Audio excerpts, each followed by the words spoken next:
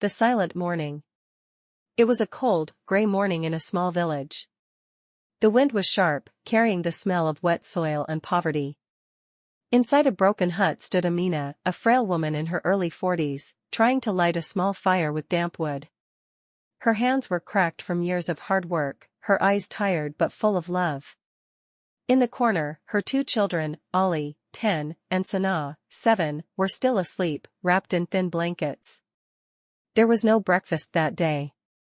There hadn't been for 2 days, but Amina smiled softly, whispering to herself, if I can keep them warm, maybe they won't feel the hunger. The empty pot. Her husband had passed away 5 years ago in a factory accident. Since then, she worked every day, washing clothes, collecting wood, and doing any job she could find. But work was scarce that winter. And hunger was not patient. She looked at the empty pot on the small stove and imagined it filled with rice. Her stomach growled, but she ignored it. Mothers don't eat before their children, she whispered. The small hope. That afternoon, Amina went to the market to look for work. Her old shawl barely covered her from the cold. She asked every shopkeeper, but they all shook their heads. Just as she was about to leave, an old woman called out, Amina, can you clean my house? I'll pay you a few rupees and give you some bread. Her eyes filled with tears of relief. She nodded quickly, yes, thank you so much. It wasn't much, but to her, it was hope. A mother's hunger. That night, Amina returned home with a small loaf of bread and a few potatoes. Her children ran to her, their faces lighting up. She smiled, pretending she had already eaten at work. She watched them eat, every bite filling her with both joy and pain. Ali looked up, Ammi, aren't you eating? She smiled softly. I already did, my love. You finish this. I'm full. But she wasn't full. She hadn't eaten in 2 days. She just wanted them to sleep with full stomachs. The night of rain. That night, it rained heavily. Water leaked from the roof, soaking one side of the hut. Amina moved her children to a dry corner, covered them with her shawl, and sat beside them all night. She didn't sleep, she just watched them breathe. In that silence, she prayed, Ya Allah, give me strength to see them grow.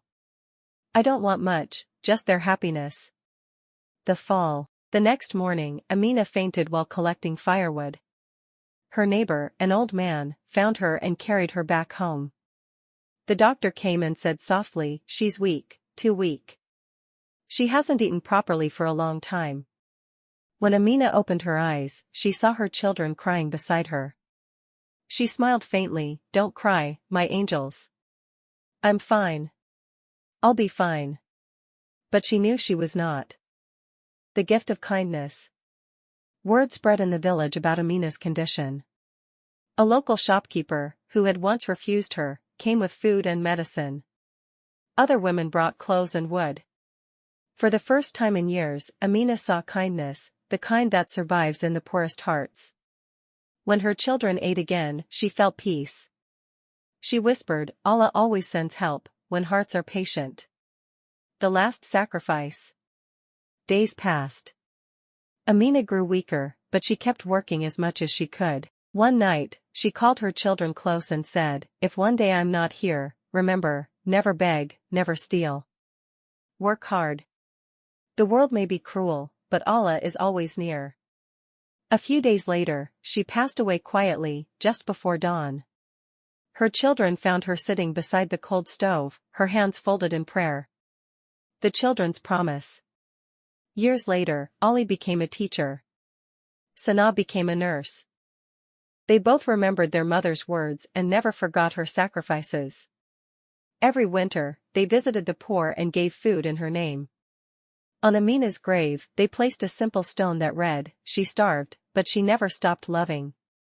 Blossom moral, a mother's love is the purest form of sacrifice. She may go hungry, but she never lets her children suffer.